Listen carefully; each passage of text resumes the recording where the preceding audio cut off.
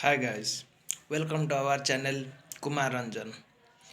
आज गोटे कथा कहवाक मु आसी होई थाई पारे ए कथाटी आपन को छुई पारे अथवा न छुई पारे, किंतु कथाटा सत। जीवन आ मृत्यु ए दुईटी भितरे आमे आमर जीवन को अतिबाहित करि थांती।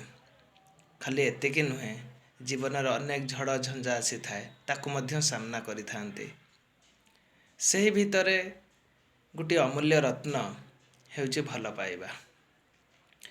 ଏଇ ଭଲ ପାଇବା ଆଜିର ସମାଜରେ କ'ଣ ଶାଶ୍ୱତ ହେଇକି ଅଛି? ଏହା ମୋ ମନକୁ ତ ପ୍ରଶ୍ନ ବାଣରେ ଘାଣ୍ଟି ଦେଉଛି। ଆପଣମାନେ କେବେ ଚିନ୍ତା କରିଥିବେ କି ଭଲ ପାଇବା ଆଜିର ଦୁନିଆରେ କ'ଣ ଗୋଟେ ଶାଶ୍ୱତ ହେଇକି ଅଛି? ନା, ନାହିଁ। କାହିଁକି ନାହିଁ? କ'ଣ ପାଇଁ ନାହିଁ?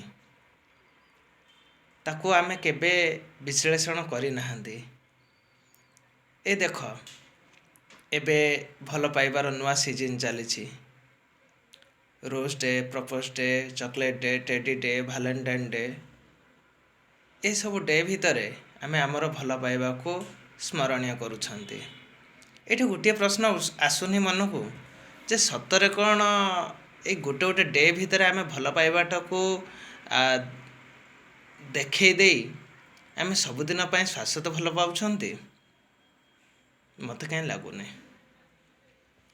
ଏଇ ଗୋଟେ ଗୋଟେ ଡେ ଭିତରେ ଆମ ଭଲ ପାଇବାଟାକୁ ମୋତେ ଲାଗେ ଯେ ଆମେ ସୀମିତ କରିଦେଉଛନ୍ତି, ଯେଉଁଟା କରିବା ଉଚିତ ନୁହେଁ। ଯଦି ଭଲ ପାଉଛ ତେବେ ଶାଶ୍ୱତ ଭଲ ପାଅ। ସେଇ ଭଲ ପାଇବାରେ ଆତ୍ମୀୟତା ଅଛି।